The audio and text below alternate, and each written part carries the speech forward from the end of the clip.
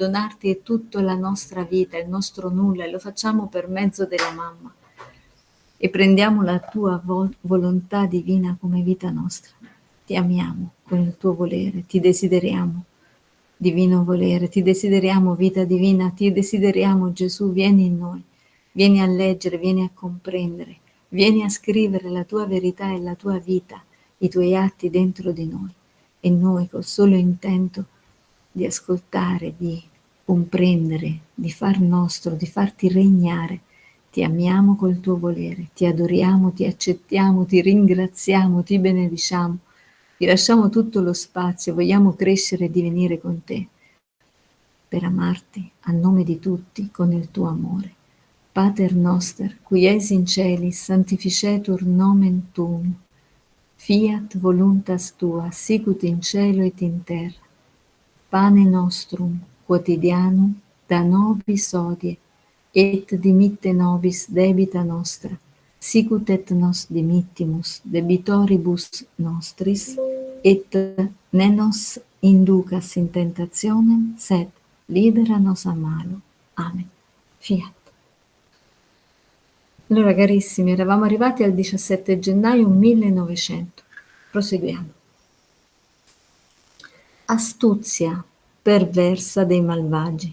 La grande pena di Luisa è di continuare ancora in questa vita sentendosi separata da Gesù.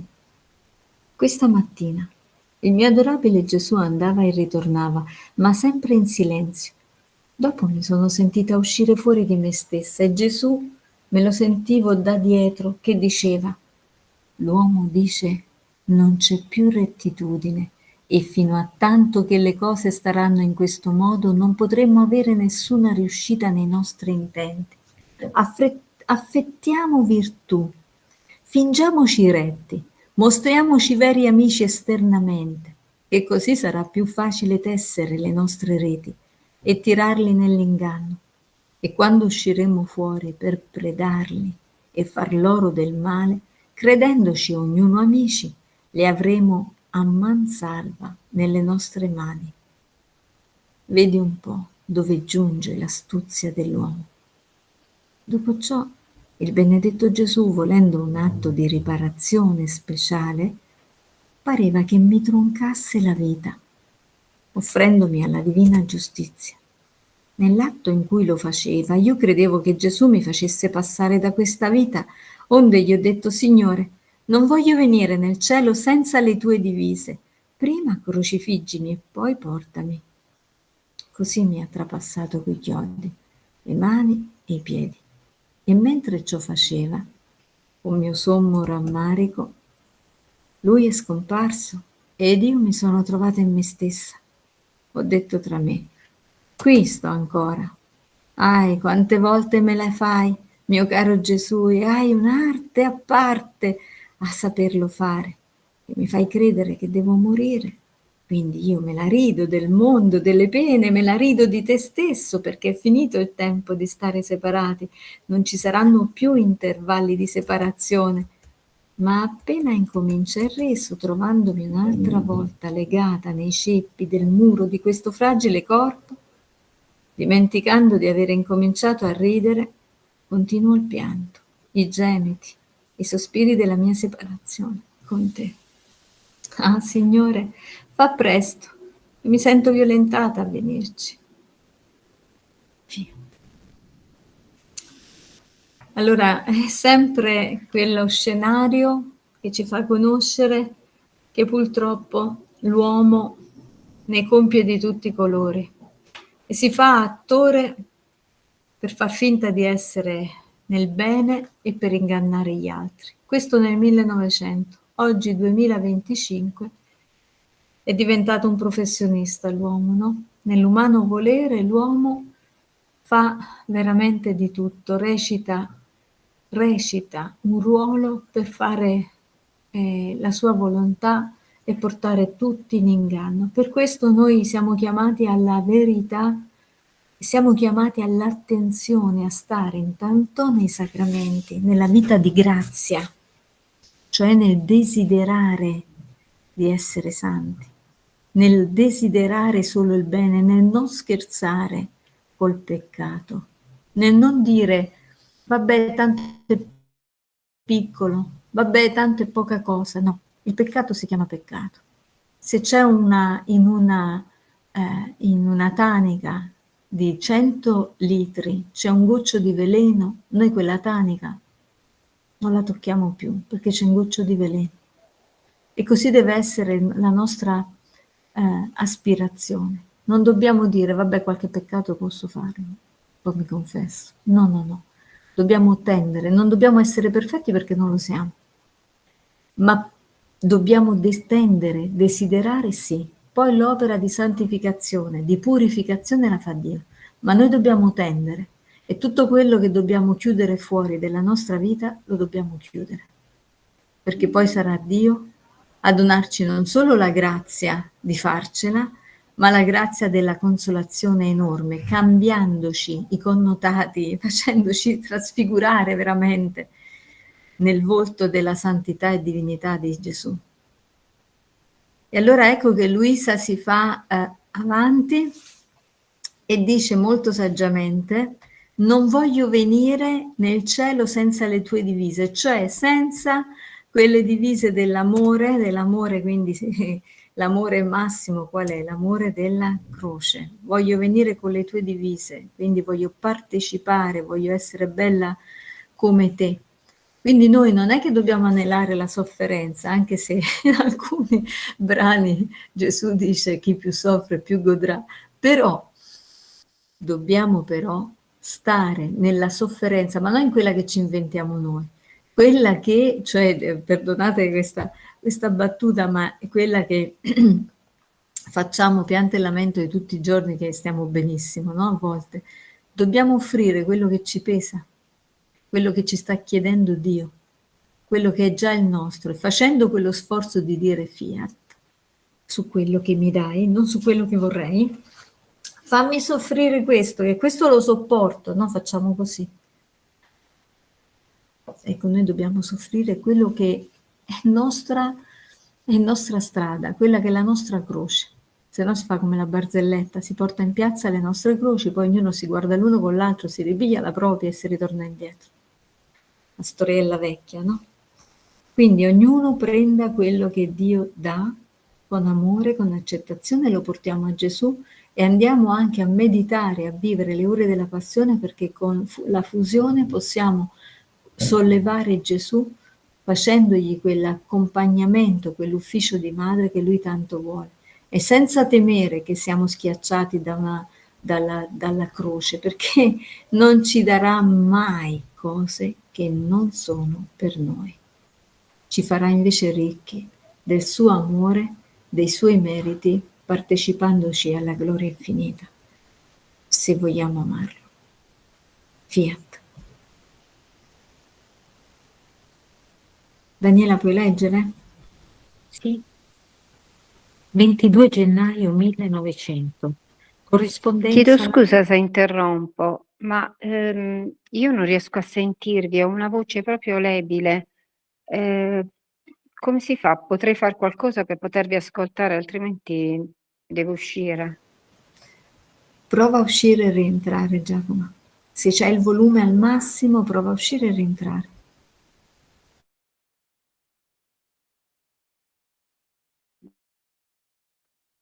Dopo Prego, aver, Daniela. Vai, vai. dopo aver passato giorni amarissimi di privazione, il mio povero cuore lottava tra il timore d'averlo perduto e la speranza che essa potessi di nuovo rivederlo. Oddio, che guerra sanguinolenta ho dovuto sostenere questo povero mio cuore. Era tanta la pena che non si agghiacciava e ora era premuto come sotto d'un tocco e gocciolava sangue. Mentre mi trovavo in questo stato, mi son sentito vicino al mio dolce Gesù e togliendomi un velo che mi impediva di vederlo, finalmente ho potuto vederlo. Subito gli ho detto: "Ah, Signore, non mi vuoi più bene?" E lui: "Sì, sì, quel che ti raccomando è la corrispondenza alla mia grazia. E per essere fedele devi essere come quell'eco che risuona dentro d'un vuoto, che non appena incomincia ad emettersi la voce, subito, senza il minimo indugio, si sente rimbombare l'eco appresso, così tu non appena incominci a ricevere la mia grazia, non neppure aspettare che la finisca di dare, subito incomincia l'eco della tua corrispondenza. Fiat. Allora ritorniamo un attimo indietro anche perché ti si sentiva un po' a tratti, Daniela. Allora, quindi vediamo subito l'importanza dell'immediata corrispondenza e questa lezione stasera ce la prendiamo tutta sperando che una volta di più ci decidiamo a non essere intermittenti. Ecco come si sentiva adesso la voce di Daniela che un po' andava, un po', no? Faceva alti e bassi. Vogliamo veramente essere con una corrente continuata, con un sì continuato. Abbiamo detto durante il rosario fatto poco fa che ci deve essere un sì iniziale e un sì continuato. Non si può essere un po' sposati e un po' no. No, si è sposati sempre, anche quando succedono i capricci. Non si può essere un po' incinta e un po' no. Non si può essere un po' vivi e un po' morti. No, bisogna proprio dare il sì. Anche se poi abbiamo delle mancanze, abbiamo la concupiscenza che ci fa cadere, abbiamo le debolezze, le fragilità umane, però la nostra attenzione deve essere sempre quella della cura, dell'intenzione, della disposizione a stare nella santità. Quindi sentinelle del nostro essere, senza lasciarci giocare dai nostri stessi difetti, perché sono spirali.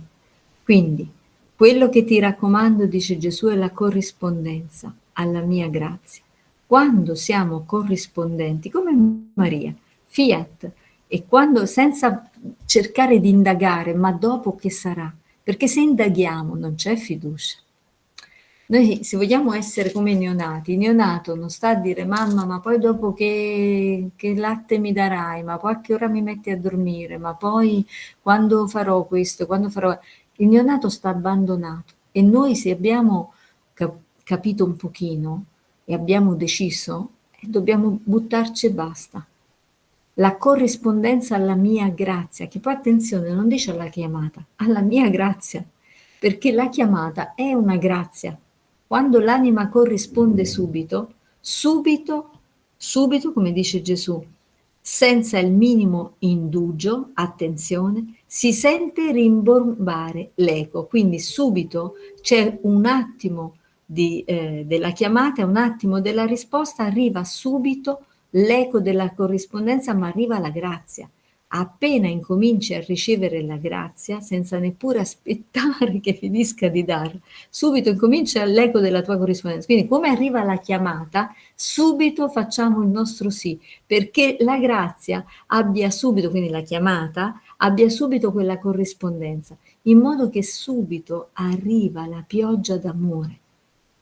Il disegno solito che facciamo è sempre quello ormai veramente dovremmo averlo capito, incepparci ancora su questo è veramente no, un rischio perché stiamo veramente facendo un po' attendere troppo il Signore. Quindi diamoci adesso veramente un segno di stop e mettiamoci in corrispondenza.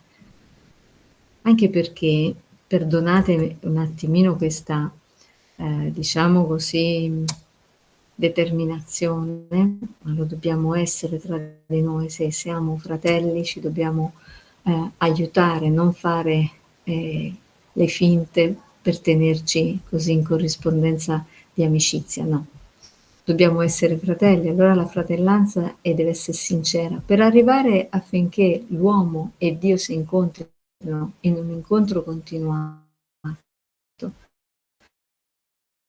La grazia, quindi la chiamata, che è questa curva che sta scendendo, deve trovare subito corrispondenza, così che la vita divina entra in una circolazione, l'uomo e Dio si trovino a essere la stessa cosa, tutto in un portento d'amore. Che cosa succede quando questo avviene?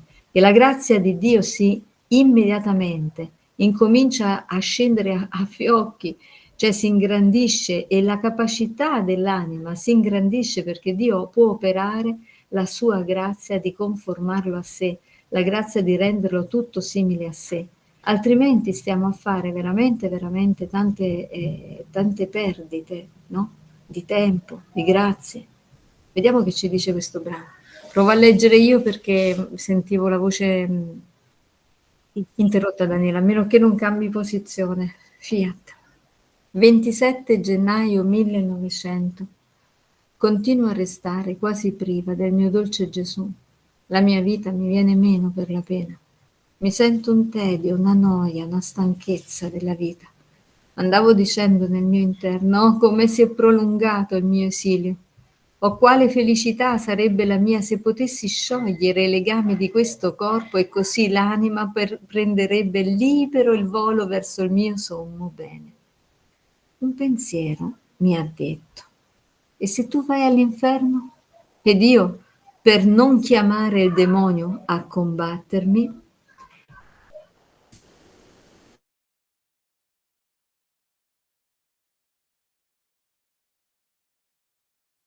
Hai chiuso il microfono? ecco, si sente adesso? Sì. Ok. Sì. Ed io, per non chiamare il demonio a combattermi, subito mi sono sbrigata col dire: ebbene, anche dall'inferno manderò i miei sospiri al mio dolce Gesù. Anche lì voglio amarlo. Mentre mi trovavo in questi pensieri ed altri, che sarebbe troppo lunga la storia di dirli tutti, l'amabile Gesù per poco tempo si è fatto vedere, ma in un aspetto serio, e mi ha detto: non è arrivato ancora il tuo tempo. Poi, con una luce intellettuale, mi ha fatto comprendere che nell'anima tutto deve essere ordinato. L'anima possiede tanti piccoli appartamenti dove ogni virtù prende il suo posto, sebbene si può dire che una sola virtù contiene in sé tutte le altre e che l'anima, possedendo una sola, viene ad essere corredata da tutte le altre virtù. Ma con tutto ciò sono tutte distinte tra loro, tanto che ognuna tiene il suo posto nell'anima. Ed ecco, tutte le virtù hanno il loro principio dal mistero della Sacrosanta Trinità, che mentre è una, sono tre distintamente, e mentre sono tre, è una. Comprendevo pure che questi appartamenti nell'anima o sono pieni di virtù, attenzione a questo, o sono piene di virtù o sono o del vizio opposto a quella virtù, e se non ce n'è la virtù né il vizio, restano vuoti. A me pareva come una casa che contiene tante stanze tutte vuote, oppure di quelle stanze una è piena di serpenti, un'altra di fango, un'altra ne ha qualche mobile pieno di polvere, un'altra è oscura. Ah, Signore, solo tu puoi mettere in ordine la povera anima mia. Fiat. Allora, fratelli e sorelle, riflettiamo un attimo. Quando noi questa sera il libro di cielo ci sta veramente parlando e quindi imprimendo in noi questa conoscenza e questa verità della decidersi. Perché Gesù, abbiamo visto, lo dice nel volume, lo dice in più punti, in particolare l'altro ieri abbiamo visto nel volume 31, Gesù dice che ogni qualvolta parla di qualcosa, di una verità, quella verità lui la vuole insegnare, la vuole rendere propria dell'anima, quindi la imprime nell'anima se l'anima l'accetta, la desidera, la vuole. Quindi ci vuole far proprio imparare e decidere, spronare diremmo, no? A deciderci, a non tentennare più, perché altrimenti leggiamo il libro di cielo, siamo anche tornati indietro per i nuovi e abbiamo appunto per lasciare anche registrazione, però siamo al terzo, se non cominciamo veramente a maturare una ferma decisione, tutte le altre verità, tutta la vita, tutti gli atti, la preghiera, come fanno a prendere vita e vitalità in noi? Perché la vita dell'atto si forma facendolo, ma si forma credendo e si forma se l'anima si fa vivere, cioè si abbandona. Non per l'atto di parole, non per l'atto di fare, ma per l'atto di desiderare, di volere veramente, di conoscere e di volerlo. Allora infatti Gesù dice che le virtù sono separate, ma se ne possediamo una, però c'è una concatenazione, no? Di possedere anche altre. E appunto nelle virtù c'è il principio della Trinità, per cui che Dio uno e trino, il Padre, il Figlio e lo Spirito Santo, ma che c'è una indissolubilità. Così sono le virtù. Se siamo quindi nella virtù della pazienza, della carità, della misericordia, è chiaro che c'è una concatenazione di altre virtù, della forza, del coraggio, ma attenzione, parla però di decisione. Vediamo un attimino. E ci fa riflettere proprio in queste stanze. L'anima ha tante stanze, ma nelle stanze, cioè se noi non ci decidiamo a completare tutto il nostro sì, sì, sì, sì per questo, sì per quell'altro, non si può dire Gesù ti sono fedele quando venga alla messa, poi dopo faccio quello che mi pare. Oppure sono fedele per quanto riguarda il discorso della famiglia, sì, sì, sì, però per il lavoro poi provvedo io, va bene? Per le cose del lavoro mio ci penso io, perché io conosco il mio lavoro, le mie colleghe, eccetera. No, no.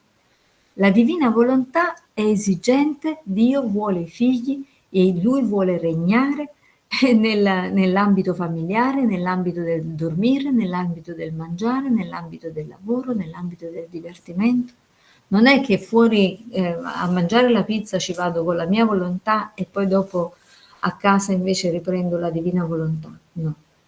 Quindi bisogna avere la virtù in attivo, attenzione alla cura, attenzione a ciò che Dio ha dato. Perché? Perché queste virtù, quindi questi vari appartamenti che abbiamo dentro l'anima, queste varie zone, questi vari spazi, che sono le virtù quindi dentro di noi, devono essere tutte quante dello stesso palazzo, il palazzo reale, regale, ok? Il palazzo reale anche, no? Del re, dove deve vivere, regnare Dio. E queste stanze, questi appartamenti di questo palazzo devono essere tutti quanti purissimi, quindi senza ombra dell'umano volere. Devono essere tutti quanti accomodati e l'immagine che ci dà ci rende subito vivace l'idea. Se non siamo nella volontà di Dio sempre, in ogni stanza, in ogni circostanza, nella relazione con noi, con i nostri cari, con i nostri amici, col lavoro, tutte le relazioni devono essere messe nella stanza, nel palazzo regale, devono essere purificate e tenute veramente pulite. Succede che c'è una stanza piena di serpenti, non abbiamo paura che quei serpenti vengano a inondare altre parti, che c'è una stanza che puzza di marciume, non abbiamo paura che qualcuno, che si apra quella porta e succeda il patatrac. Quindi dobbiamo essere veramente sempre nei sacramenti, sempre con Madre Chiesa, senza farsi confondere dalle deventate. La Sacra Scrittura che ha rivelato tutto ci dice come stare. Il libro di cielo ci amplifica che cosa? Non che ci dà concetti nuovi, ma ci amplifica la comprensione e ci dà il possesso di quella vita divina. Fiat. Di quella vita divina che la Sacra Scrittura ha già portato come rivelazione completa, ma che appunto si può illuminare sempre di più, fare luce sempre di più e avere sempre più chiarezza per possederla. Ditemi se è chiaro questa cosa. Sì, Chiara. Sì, sì. Allora facciamo un altro brano. 28 gennaio 1900. Luisa riceve in sé le amarezze di Gesù. Che cosa fa la mortificazione? Ecco, noi siamo sempre nell'atto di fusione, no? Quindi promettiamo a Gesù e a Maria di essere determinati. Guardate, non è che sto dicendo che dobbiamo essere perfetti, perché la perfezione ce la fa Dio, però dobbiamo essere perfetti, sì, questo sì, nel tendere, nel desiderare. Quindi Gesù, da ora in poi voglio mettermi gli occhiali per vedere bene il mio essere e voglio dirti di sì, quando soprattutto mi pesa. sì, in modo che tu possa cambiare tutta la vita mia. Voglio solo amarti, solo fidarti. Questo, rifacciamo questo atto perché siamo nell'atto di fusione. Voglio amarti, voglio fidarmi, credo in te, altrimenti che lo diciamo a fare il credo? No, credo in te, Signore. Ecco, rendiamoci veramente conscienti, consapevoli di questo vivere nostro. Continua ancora lo stesso. Questa mattina Gesù mi ha trasportata fuori di me stessa. Dopo tanto tempo pare che l'ho visto con chiarezza, ma mi vedevo tanto cattiva che non ardivo di dire una sola parola. Ci guardavamo, ma in silenzio. In quegli sguardi a vicenda comprendevo che il mio buon Gesù era pieno di amarezza, ma non ardivo dire versala in me. Lui stesso si è avvicinato a me ed ha incominciato a versare. Attenzione a questo passaggio. Ed io, non potendo contenerla, come la ricevevo, la gettavo a terra. Lui mi ha detto: che fai? Non vuoi partecipare più alle mie amarezze? Non vuoi darmi più sollievo nelle mie pene? Ed io: Signore, non è la mia volontà, non sono io stessa che cosa mi è avvenuto, non so io stessa cosa mi è avvenuto, mi sento tanto piena che non ho dove contenerli. Solo un tuo prodigio può allargare di più il mio interno e così potrò ricevere le tue amarezze. Allora Gesù mi ha segnata con un segno grande di croce ed ha versato di nuovo.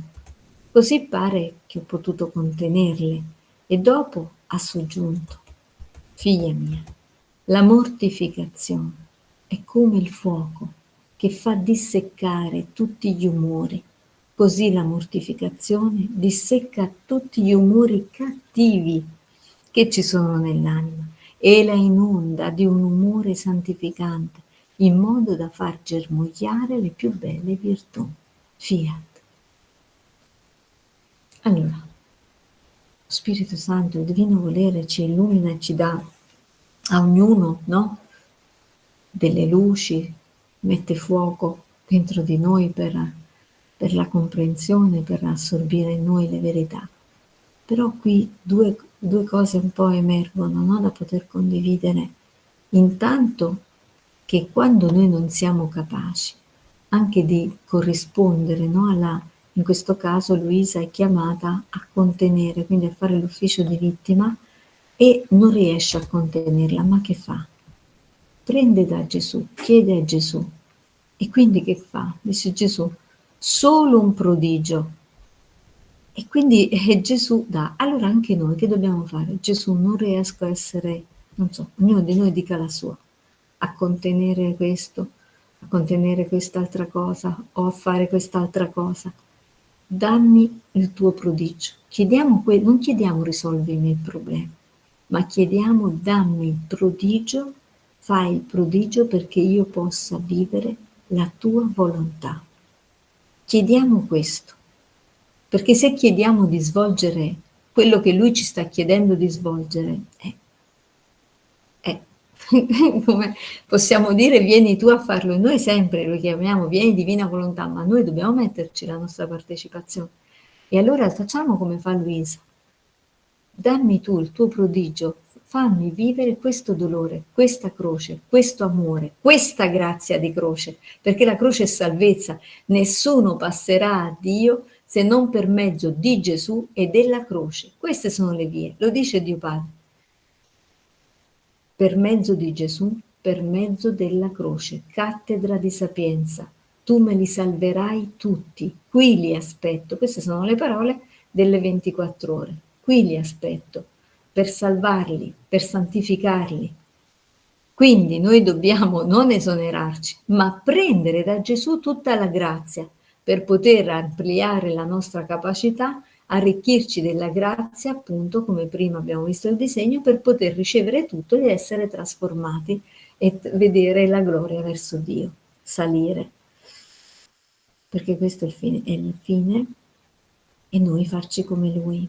Solo un tuo prodigio può allargare di più il mio interno. Poi l'altra cosa, la mortificazione, che appunto è già stata menzionata nel parlare della croce. perché le croci di mortificazione, che siamo molto bravi a scansarle, a girare intorno all'ostacolo, invece dobbiamo fare un'altra cosa, comprendere il bene che c'è in questo bagno salutare. La mortificazione è un fuoco, cioè brucia tutto il vizio dell'amor proprio. Quindi su questo argomento, lo stesso volume 3 abbiamo trovato l'altra volta. La mortificazione è morte dell'amor proprio, dell'egocentrismo. Quindi mette l'anima nella posizione di vedere il proprio nulla, per poter così annullarsi, abbandonarsi. Quindi che cosa, diciamolo in un'altra chiave, quando non vogliamo accettare, amare la mortificazione della nostra impotenza, del nostro niente, vuol dire che pensiamo di poter fare a meno di Dio. Parliamoci chiaro chiaro. Vuol dire che quell'anima sta dicendo: io ce la posso fare da me, io sono più capace di Dio, io posso risolvere. Allora spogliamoci, perché questo pensiero ci deve far venire un po' di brividi da dire no, io senza Dio ho combinato solo un dolore al Padre e un dolore a me stessa e ai miei fratelli, quindi basta. Va bene. Quindi la mortificazione fa morire l'umano volere e inonda di un umore santificante, in modo da far germogliare le più belle virtù. E allora vieni, Signore, vieni santa mortificazione, affinché siamo liberati dall'amor proprio e riempiti di tutta la santità dell'amore di Dio. Fiat. Oh, e questo brano è complementare al brano di sopra, infatti ritroviamo lo stesso disegnino fatto già in sequenza nella lettura. La grazia, 31 gennaio 1900, la grazia, la corrispondenza alla grazia e l'umiltà. Dopo essere venuto parecchie volte, ma sempre in silenzio, io avvertivo un vuoto ed una pena, perché non sentivo la voce dolcissima del mio dolce Gesù, e lui, ritornando quasi per contentarmi, mi ha detto: la grazia è la vita dell'anima. Come dà vita al corpo, la grazia dà vita all'anima. Ma non basta il corpo per avere vita, avere l'anima solamente, ha bisogno ancora di un cibo per nutrirsi e crescere a debita statura. Così all'anima non basta avere la grazia per avere vita, ma debita statura. E qual è questo cibo? È la corrispondenza. Quindi comprendiamo bene che la grazia chiama, che l'anima risponde sì, e solo così la grazia può entrare. La corrispondenza, un sì che è veritiero, che non è a parole, l'ubbidienza, il fidarsi, entrare nella croce, superare con l'amore di Dio. Sicché la grazia e la corrispondenza formano quella catena inanellata che la conduce al cielo, e a misura che l'anima corrisponde la grazia, va formando gli anelli di questa catena. Poi ha soggiunto: qual è il passaporto per entrare nel regno della grazia? L'umiltà. L'anima, guardando sempre il suo nulla e scorgendo non essere altro che polvere, che vento, metterà tutta la sua fiducia nella grazia, tanto da renderla padrona, e la grazia, prendendo padronanza su tutta l'anima, la conduce per il sentiero di tutte le virtù e la fa giungere all'apice della perfezione. Che sarà l'anima senza la grazia? Mi pareva come il corpo senza l'anima, che diventa puzzolente e fa scaturire vermi e marciume da tutte le parti, tanto da rendersi oggetto di orrore alla stessa vista umana. Così l'anima senza la grazia si rende tanto abominevole da fare orrore alla vista, non degli uomini, ma di Dio, 3 volte santo. Ah, Signore, liberami, e noi siamo in fusione, Signore, liberaci da tanta sciagura e dal mostro abominevole del peccato. Fiat. diciamolo in cuor nostro, veramente siamo nell'atto di fusione, facciamo tutto l'offertorio. Comprendiamo allora, se stiamo usando il nostro quadernino, qual è il passaporto per entrare nel regno della grazia? L'umiltà. L'umiltà, ha detto Gesù in un altro brano, sempre del volume 3, l'umile, veramente umile, è solo Lui, solo Gesù, perché da Dio Onnipotente, insieme al Padre e allo Spirito Santo, e si è spogliato di tutto, il verbo umanato si è fatto uomo, quindi si è veramente fatto piccolo, fatto povero. Allora lui è l'umile, noi possiamo invece stare nello stato di umiltà, cioè ricordarci continuamente che siamo nulla. E in questo nulla, dice Gesù, l'anima starà sempre spogliata e si farà sempre quindi riempire della grazia. E infatti l'anima dice: non conto su di me, ma conto su Dio, e contando su Dio, mettendo quindi tutta la sua fiducia nella grazia, che cosa succede? Che la grazia di Dio è padrona, regna, domina, e allora la riempie di tutte le meraviglie. Ma se l'anima non si abbandona, se vuole sempre contare lei, se vuole mettere sempre la guida lei, allora come fa la grazia a scendere? Resta, come dice Gesù, inceppata. La grazia viene, l'anima fa un passo avanti e un passo indietro, un passo avanti e un passo indietro, a volte ritirandosi, come la figura che state vedendo, va verso, poi dice no, oggi non mi conviene. E allora la grazia non può elargire e succede che si perde l'occasione, si fa soffrire Dio. Fiat. Facciamo l'ultimo brano. 4 febbraio 1900. Il male dello scoraggiamento e della sfiducia.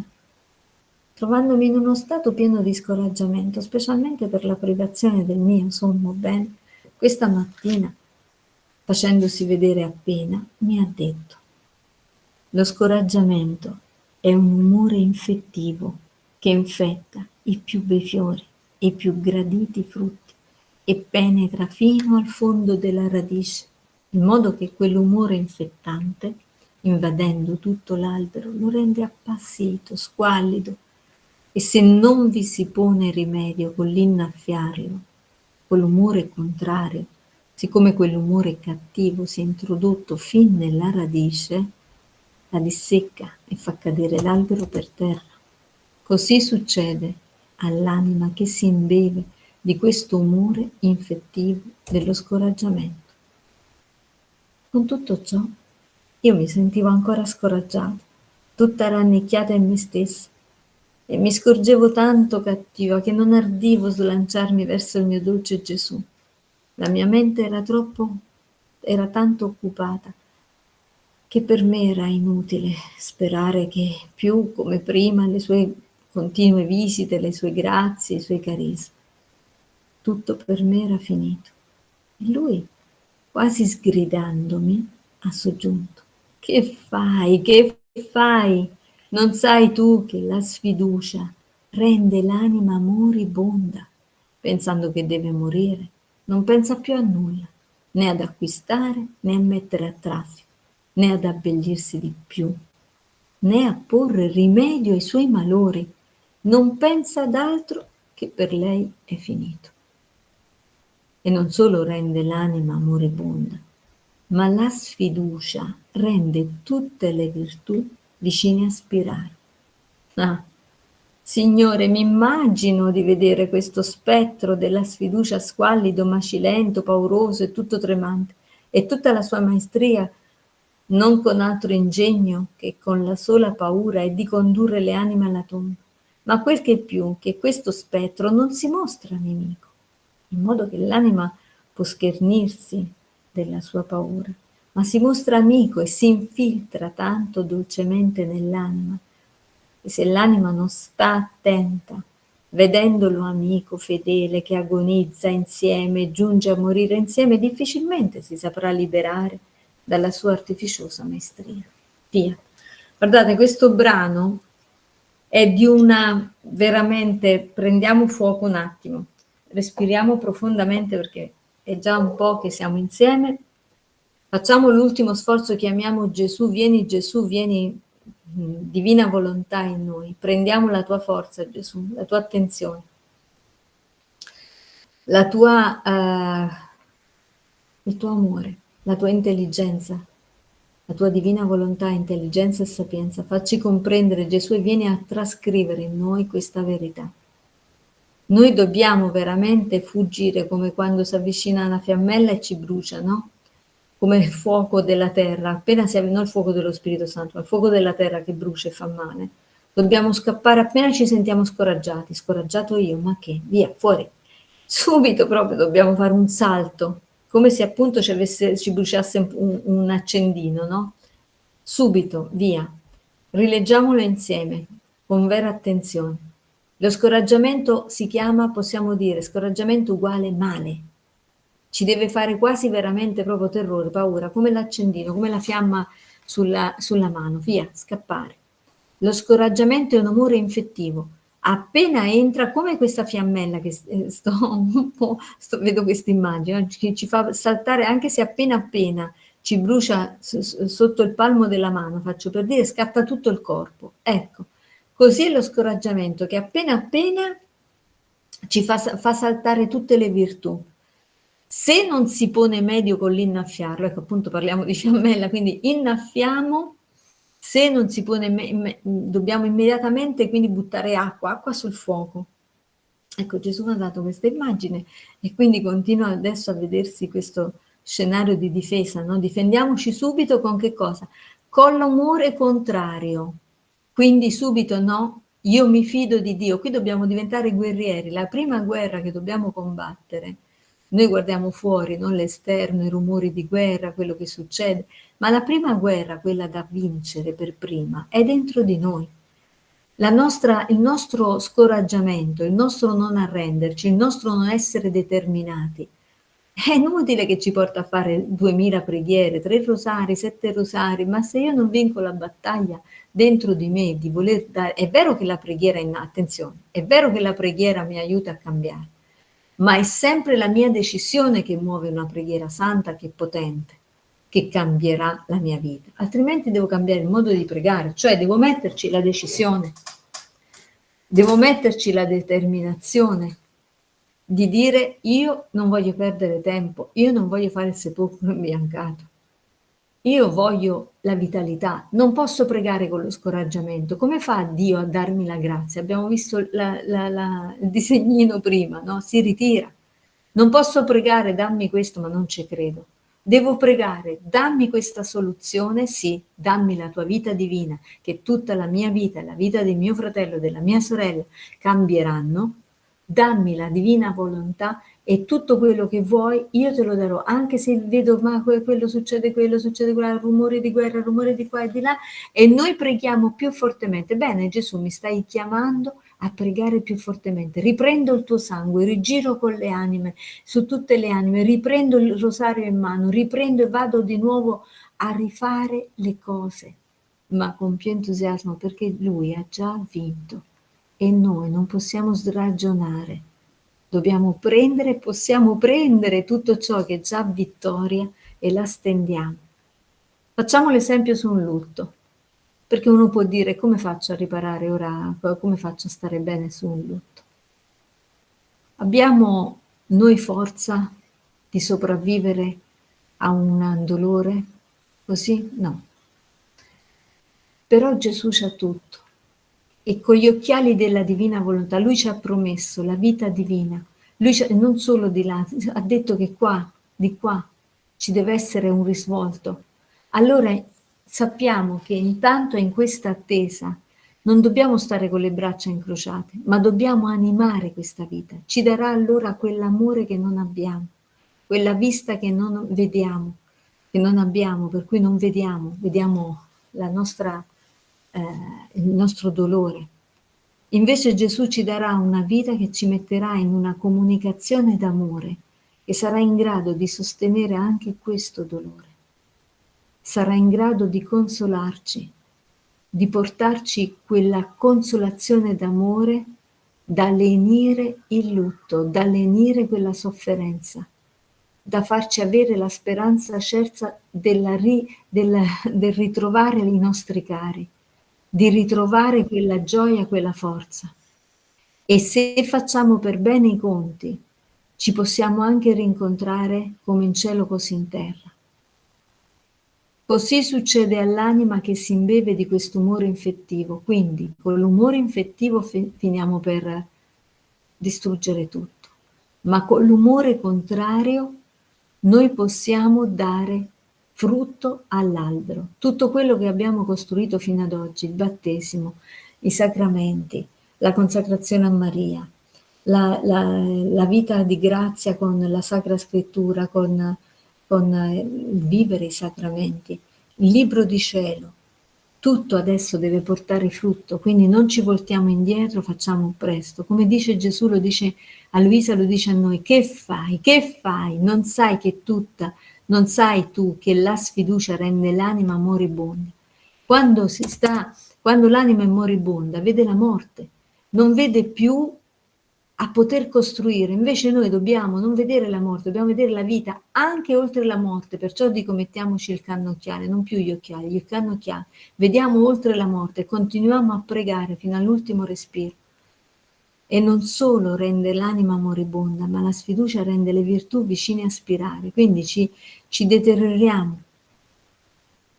Poi Luisa dice, questo spettro si fa amico, e questo pezzo, guardate, ha un'attenzione grande adesso veramente per quest'ultimo pezzettino. Luisa dice che lo scoraggiamento si fa amico. Avete mai vissuto mai quelle situazioni quando uno sta male e quell'altro vicino gli fa, poverino, ti capisco, poverino, sì, ti capisco, poverino. E quell'altro si grogiola in quella, che dobbiamo fare? Siamo poveri, siamo così, così. C'è un sovrapplus di negatività, non si vede la via d'uscita, la grazia non entra. E quello che Gesù più tardi troveremo nel libro di cielo, in pedagogia si chiama il fenomeno praticamente che si avvera, e ora non mi viene Gesù fiat, comunque sia, grazie Gesù, grazie divino volere, la profezia che si avvera, cioè pensiamo male e si avvera il male. Ho paura che succede questo, e quello succede. Perché? Perché siamo così negativi che perdiamo le forze per agire, non abbiamo fiducia nella preghiera e la grazia non entra. E non entrando la grazia, lo scoraggiamento porta il suo finale, deteriora tutto. Quindi dobbiamo, perciò ridico questo scenario della fiamma che ci brucia la mano, ci difendiamo subito. No, io sto con Dio, io prendo la sua grazia, anche se dovesse peggiorare la situazione, io prego più forte, perché Dio è carta certa, è vittoria sicura. Oggi o domani quella vittoria sarà mia, la vedrò, perché Lui è vivo, è vero e ha vinto. Fiat, l'ultimo brano, poi ti lascio la parola, Rosaria. 5 febbraio 1900. Continuando lo stesso stato, con un po' più di coraggio, ma non libera perfettamente, il mio carissimo Gesù nel venire mi ha detto, figlia mia, delle volte l'anima sente un ostacolo in qualche virtù e l'anima, facendosi forza, supera quell'ostacolo. Allora la virtù resta più risplendente e più radicata nell'anima, ma l'anima deve stare attenta per evitare che lei stessa non somministri la funicella per farsi legare dalla sfiducia. E questo lo farà con restringersi sempre senza mai uscire dal circolo della verità. Fiat. E questo brano che ho voluto leggere perché mi sono accorta che diceva praticamente quello che Gesù, la divina volontà, stava sospirando in queste parole appena dette, no? Ecco, Gesù suggeriva proprio questo e l'abbiamo rivisto a conferma, grazie. Gesù, grazie, divina volontà, grazie mamma, grazie Gesù, grazie divina volontà, come appunto ce lo fa capire. A volte l'anima sente un ostacolo in qualche virtù, ma io non ce la faccio, ma io non sento il coraggio, ma io sono paurosa e io vivo di questo freno, no? E allora, se ci facciamo coraggio, ok, adesso basta, io non ce l'ho, ma lo prendo da Gesù. Gesù, prendo il tuo coraggio, Gesù, prendo la tua fermezza e mi butto. Ma sarà che ci fa cadere in un atto di fiducia? Ma siamo veramente bambini, troppo, no? Siamo bambini di 7 anni che sragioniamo. No, dobbiamo essere neonati. L'anima facendosi forza supera l'ostacolo, ma l'anima che non supera l'ostacolo si rende, somministra si rende lei stessa causa del proprio male. Quindi dobbiamo stare attenti per non essere noi stessi causa del nostro fiat. Allora, intanto chiudiamo la registrazione. Gesù, ti ringraziamo, ti amiamo e ti ringraziamo, adoriamo, glorifichiamo con il tuo amore, con la tua volontà, immersi nel fiat eterno. Vogliamo in questo ambiente divino da te prendere e a te donare e ripristinare l'ordine in ogni anima, in ogni cuore, in ogni volontà. Ecco Gesù, ti ringraziamo con le tue stesse parole, grazie Padre ti siano rese, ringraziamo il Padre in questo giorno di festa, grazie Padre ti siano rese, che sempre esaudisci i figli tuoi.